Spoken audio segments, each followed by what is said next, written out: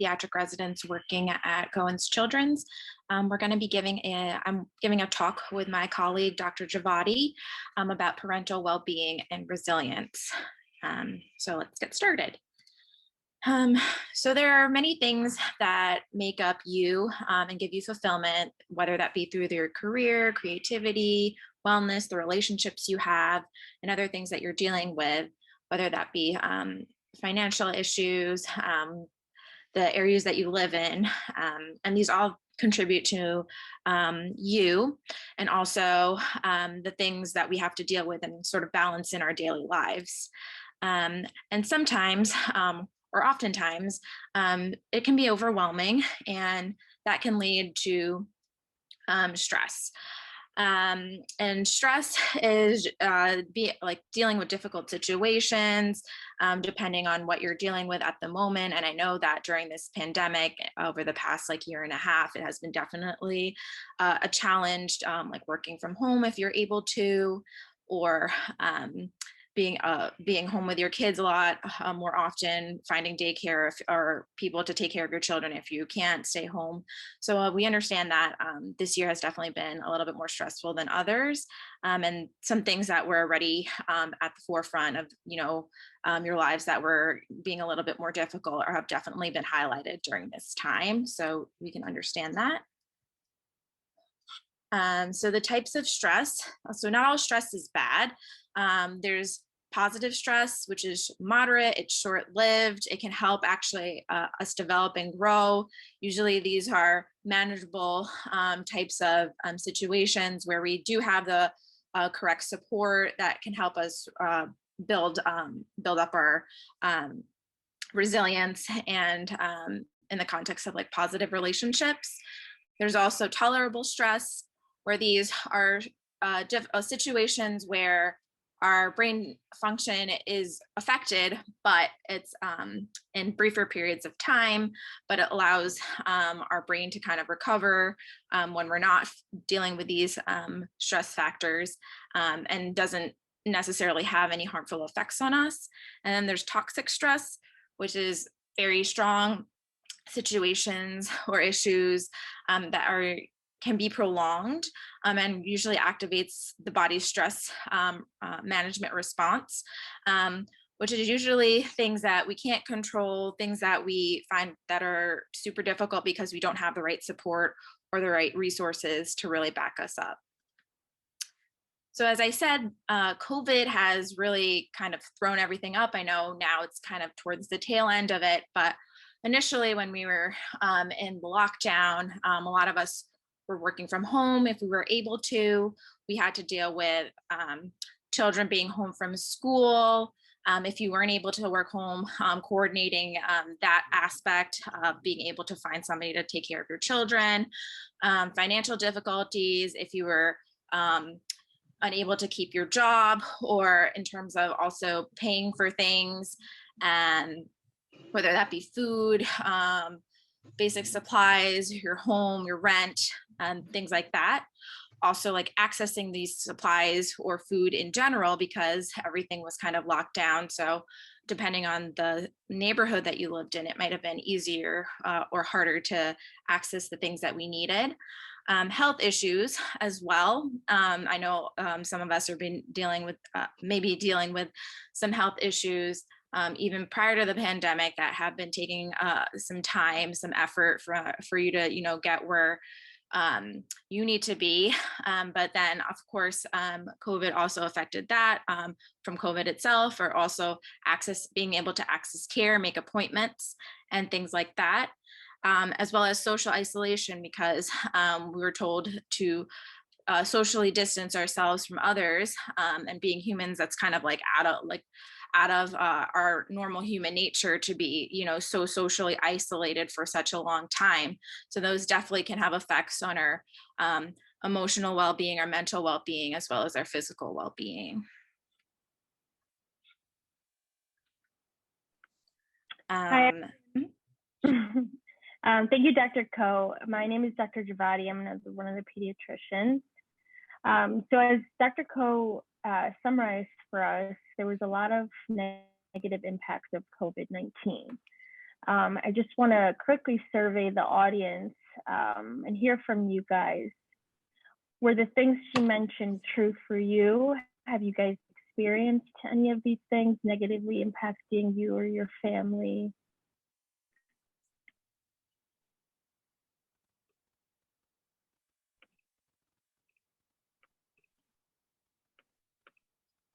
I'll take that as a yes. So we know that we all, basically the majority of people here, have to deal with some sort of issues of stress or some social issues. So now the next step is, how do we combat this? So oftentimes we hear a word, it's called resilience. You learn to be resilient, right? So resilience has a lot of definitions. You could say that a piece of art is resilient, meaning that it kind of weathered the storm over a few years. You could say a company has been resilient, meaning that maybe it went in and out of bankruptcy, in and out of financial hardships. And then us as humans, we are also resilient, which really means our individual ability to adapt in the face of adverse conditions.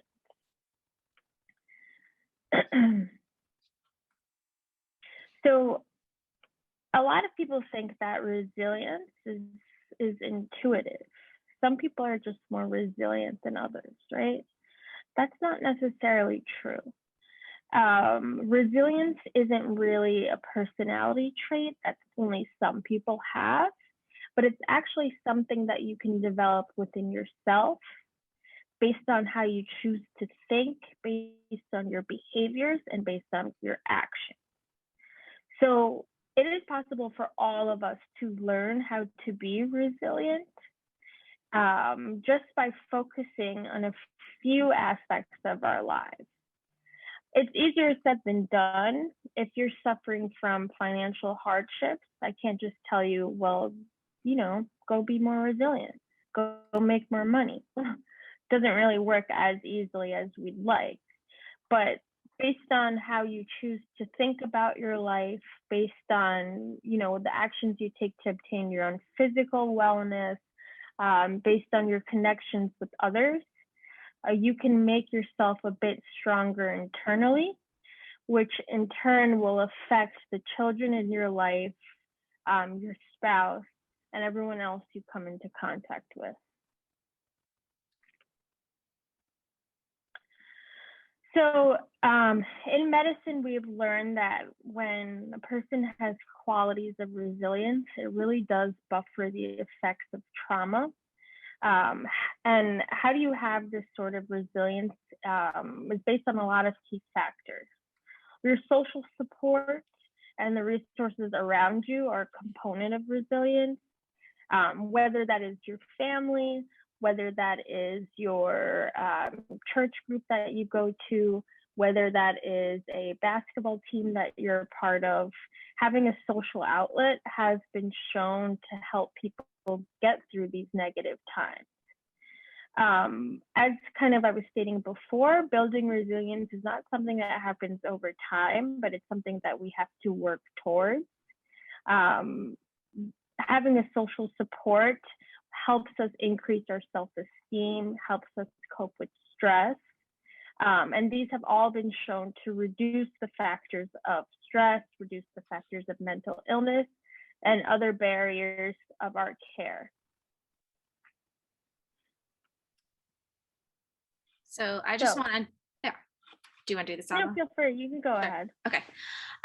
So we just wanted to bring this back to like our situations now. So there's definitely things that we can do that can help us be more help with resilience. There's things that can affect us negatively, and there's things that can affect us positively. So on this, you can see negative outcomes things that can contribute to negative outcomes has been like the social distancing, as I said, job loss, someone who had COVID, the closed schools with children at home. And positive outcomes, things that can contribute to that are like high quality healthcare, if we have benefits during this time.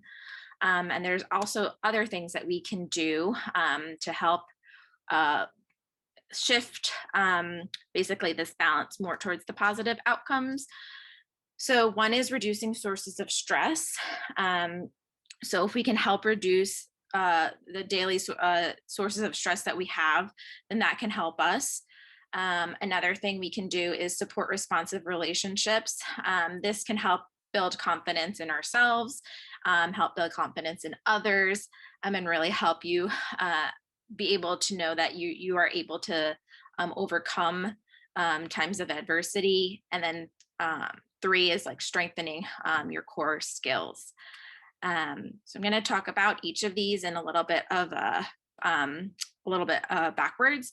So core capabilities or core skills are skills that help us manage life, work, and parenting if we have kids. These include being able to plan, being able to focus, being able to have self-control, being self-aware, and also being very flexible. And as adults and as parents, we can strengthen these by doing, little things. So whether that be putting reminders for yourself about important appointments, important things that you want to address at home, that's good to use. Using checklists to remind us, using any kind of apps that really just help us get prioritized, help us plan, help us to stay focused on what the task is at hand, really help us to strengthen these core skills. And then also being flexible, because we know that sometimes, things may not go the way we plan them, the way we think they should go. So being flexible in the situations that come towards you. And then you have these supportive, responsive relationships. We build these through community services. If you are part of your church group, as Dr. Javadi had said, connecting with family members, friends, even if it's just virtually or through phone calls, text messages, anything that kind of keeps you connected, even though we are physically not able to be with these people. And for children, these relationships really do help them. It helps promote healthy brain development, and also prevents it like has protection for preventing needed to prevent these challenging experiences or these challenging issues from having like a toxic stress response, where things kind of are like uncontrollable. And then for adults, as I said, these responsive relationships can boost the well-being. It can provide you with emotional support, and it really gives you the confidence to know that you can overcome difficult times. And then social support, as I said, we should stay connected virtually, whether that's talking over the phone, text messaging, email, friends or family, people that you trust in the community, any like faith leaders that you are in contact with. And it can really help you feel better just to have know that someone is there to support you. And it's also good to know being part of a good social support system where it's like two ways, where they're not only supporting you, but you're supporting them as well. And even for children, even if it's just talking with their friends over the phone, or if it's like a virtual play date, that can really help them stay connected. And then this is just a picture from NYC Well, which helps people that are feeling stressed out, depressed, and you can contact them through text messaging, calling, or chatting online. So if you're ever feeling that you don't have people to turn to, or there's not someone that can immediately address your concern, you can definitely reach out to them.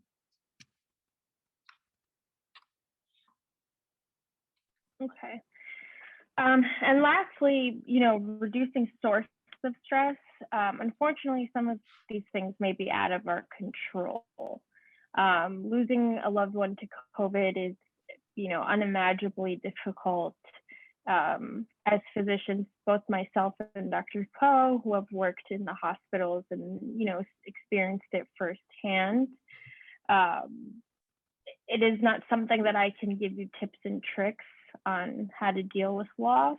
So that certainly will take time, and whatever is best for you and your family and how you go through it.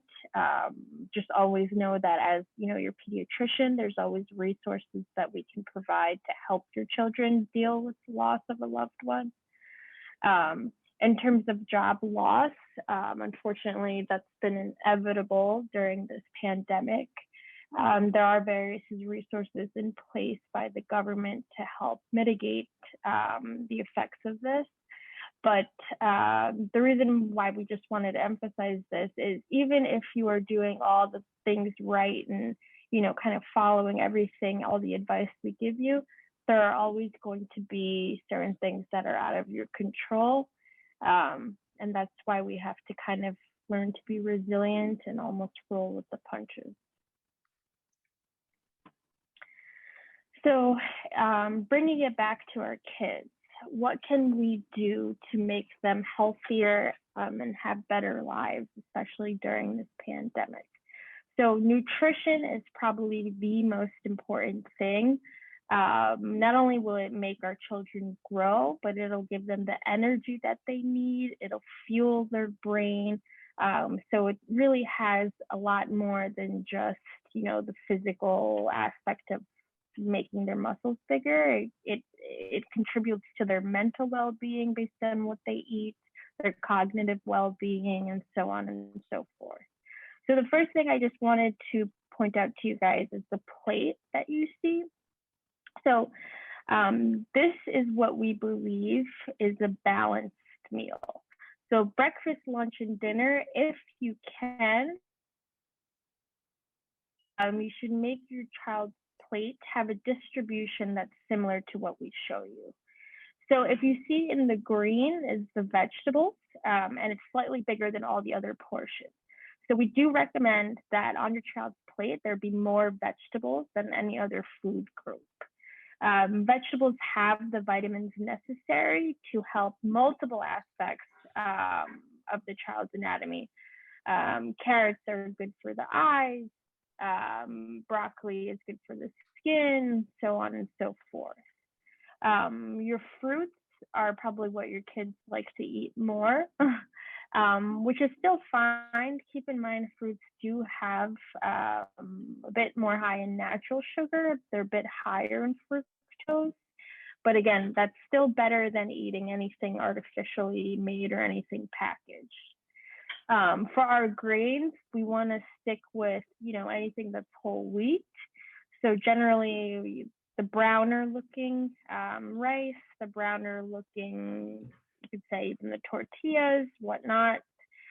Stick to whole wheat instead of the white rice if you can. And lastly, so for our proteins, we all know that we can get it through meat, right? So we prefer white meat over red meat. However, for kids, it is beneficial for them to have some red meat just because it gives them an extra boost of iron. If your child, for some reason, doesn't like meat, you can always get protein sources from beans. And then eggs can also give you that extra protein. So bringing it to the 75210 that you see over here. So we recommend starting the day with breakfast 7 days a week. I know mornings are busy and you're trying to get the kid out of the house, but breakfast really gives the child the energy that they need to start their day, to feel and act their best in school. If the child is hungry in school in the morning, they're definitely not going to be listening to what the teacher's saying. So if, your child's not a big breakfast eater, some things that you can try are always low-fat yogurt and fruit. You can also try whole grain cereal with fruit and then low-fat milk as well. There's wheat toast with peanut butter. Kids always love peanut butter and jelly, so that's another good addition. An English muffin with sort of like lean meat, eggs and low-fat cheese. Those are kind of things that we believe are a little bit more healthier. So for 5, we say eat 5 servings of fruit and vegetables a day. So we do recommend trying to buy fruit and veggies that are in season instead of, the frozen ones. But it's okay to try frozen when you can't get fresh.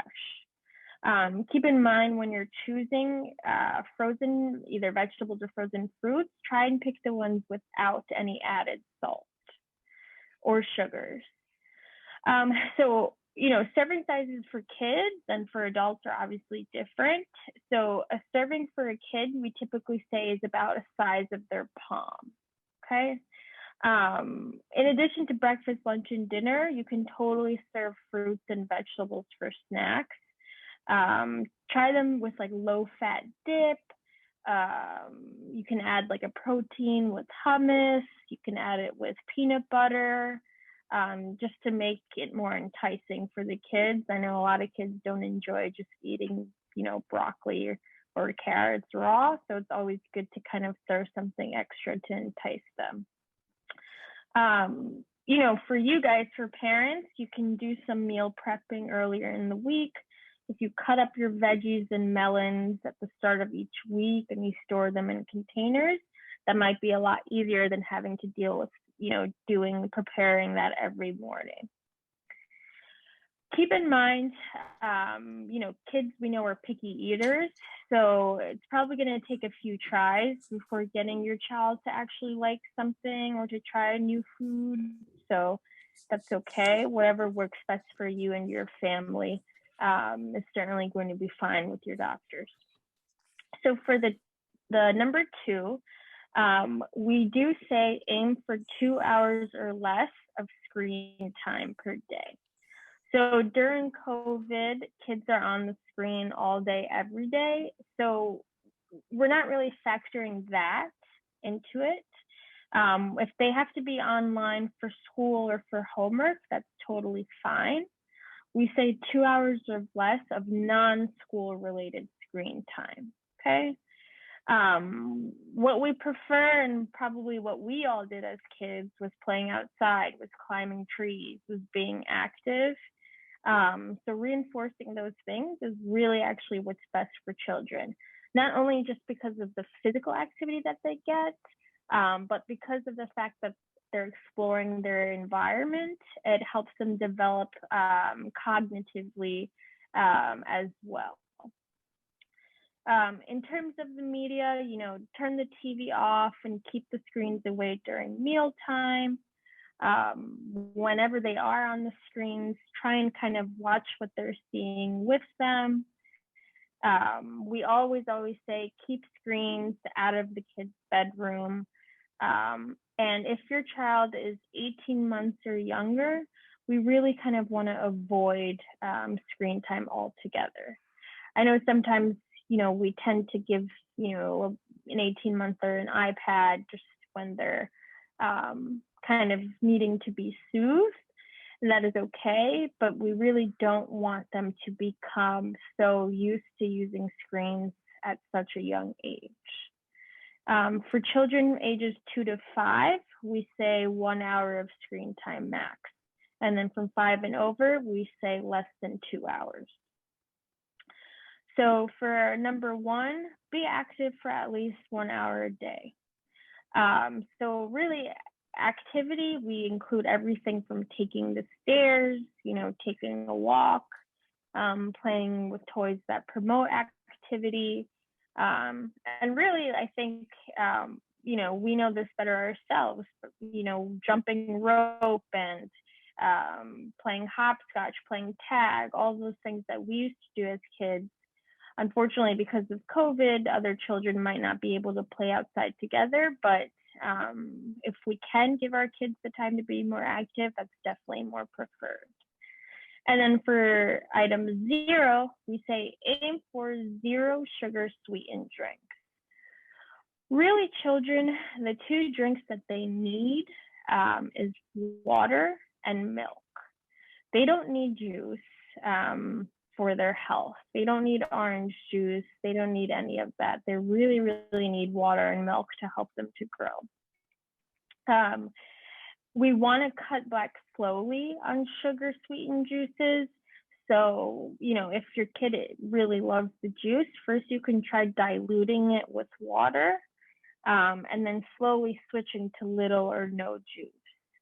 Obviously, if juice is what the child prefers and if that's what you want to give them, we recommend whole fruit juice over, the others. So if you can, make your juice yourself and freshly squeeze it, that's obviously more preferred. And then lastly, in terms of the milk, we do recommend low-fat milk. For children, cow's milk is actually preferred, just because of the nutrients that it does provide. However, we understand that children, might have allergies. So in those cases, we say talk to the doctor about, whether soy-based products are better, whether you can try almond milk or what kind of substitutes to use. Okay. Does anybody have any questions? I know that was a lot on nutrition.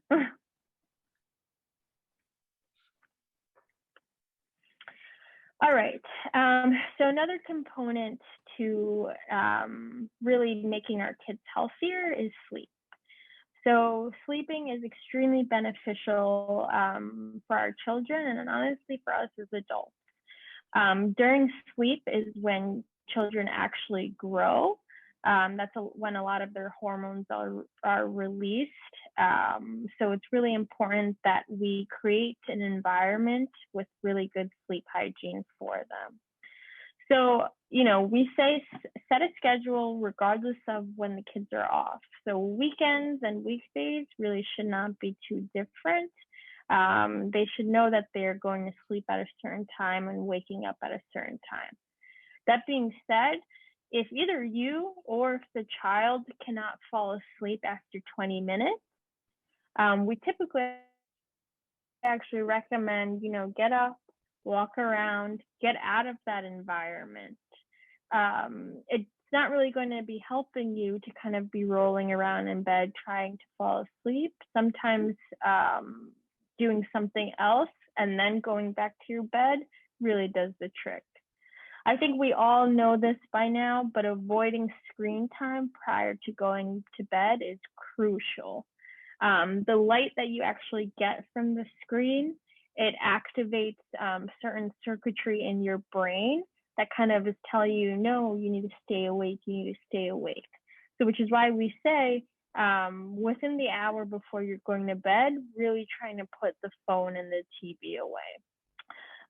For adults, you want to avoid caffeine, you want to avoid alcohol, you want to avoid any smoking. It will affect your quality of your sleep. Napping throughout the day, in terms of your children, some of them need it. And if that's what they're used to and they're still getting a good amount of sleep every night, then sure, they can stick to that. But sometimes naps are harmful for children's sleep hygiene, so it's important that you're mindful of that. Your bed environment itself, it should really just be used for sleeping. Don't let your kids do their homework in bed. Don't let them, do puzzles in bed. They should know that the bed is strictly for sleeping. It is found that a cooler environment is actually more beneficial for us falling asleep and staying asleep. Lastly, exercise. It actually really does help you fall asleep better.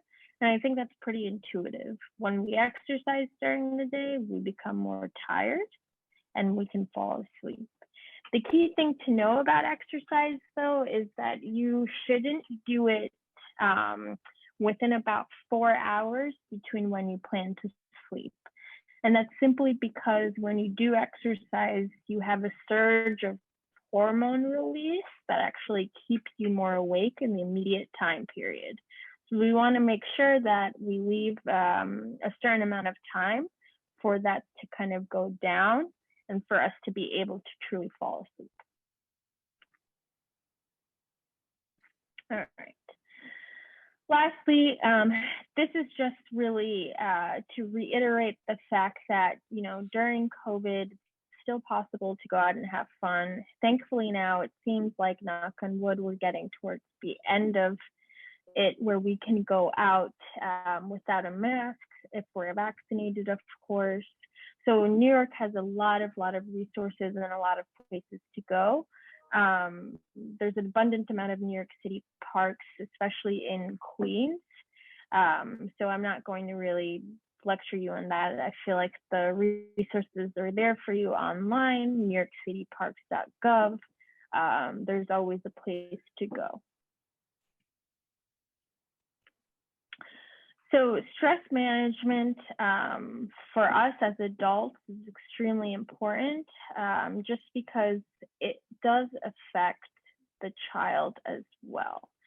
So what you do to help yourself does help your child. Some simple things that you can do really are just taking deep breaths. That has been known to actually activate certain circuitry in your body.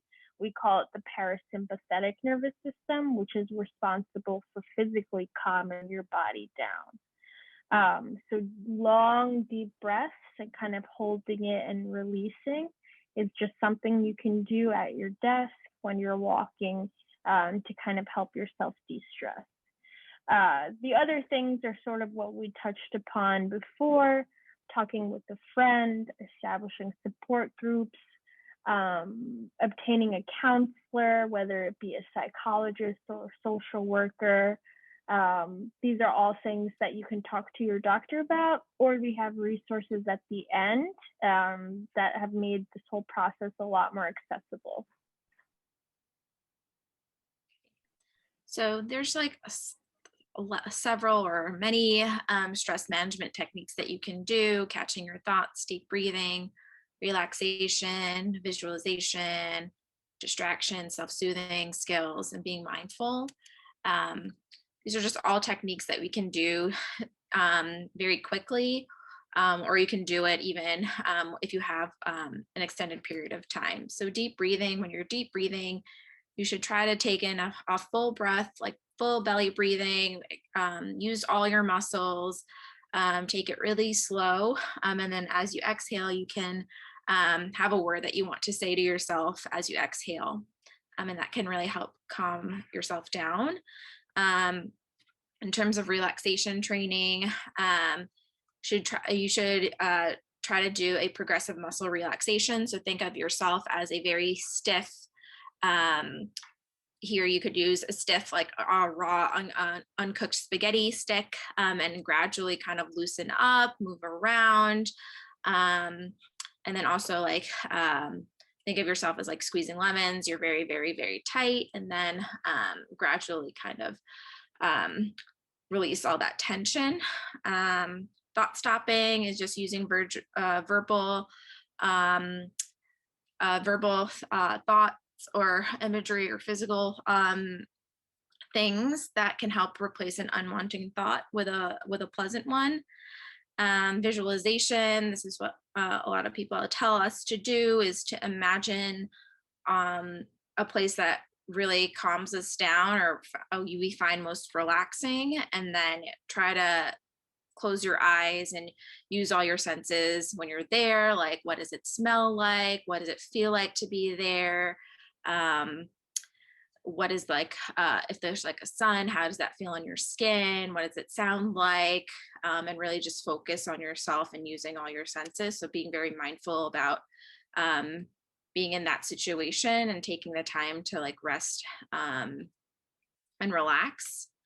And then using self statements, you can make yourself feel better if you say like, I can do this, I got this, it's not that bad. Just taking a time, take a deep breath, saying that, using a lot of I statements, and saying that you can do whatever task is at hand. And then also, as I said, self-soothing is basically using all your senses at hand, things you see, things you hear, things you smell, things you taste and touch.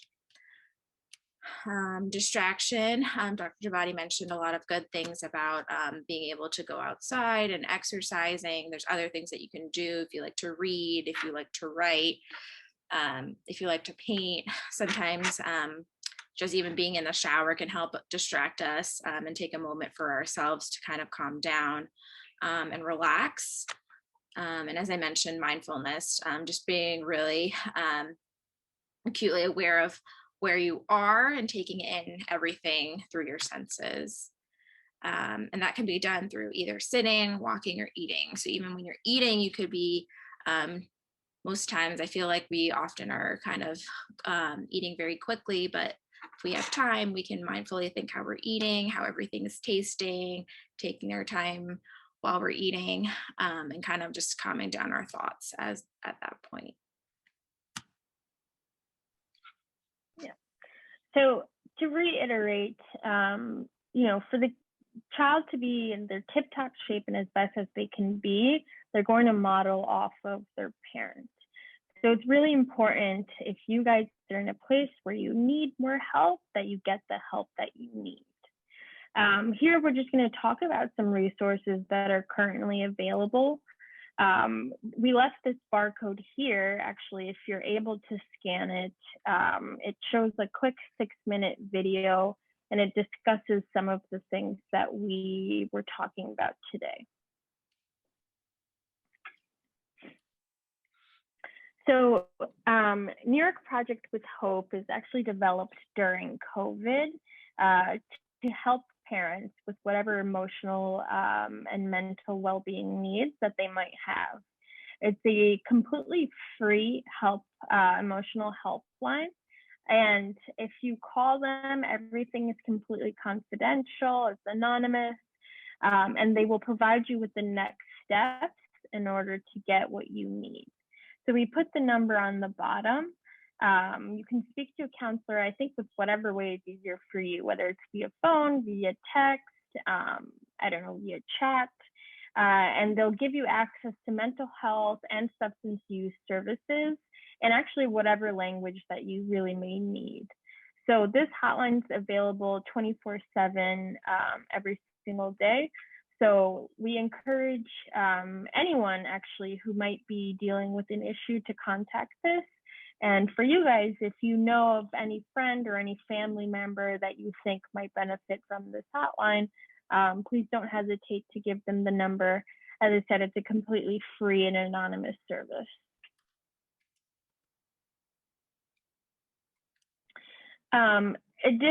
Other than that, so there was these other hotlines that were in place before, but you can also get information and help for the child as well.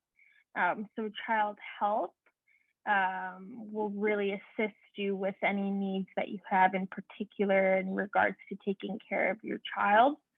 And then again, there's another phone number for services for substance abuse and for mental health. So these are all different organizations kind of doing the same thing.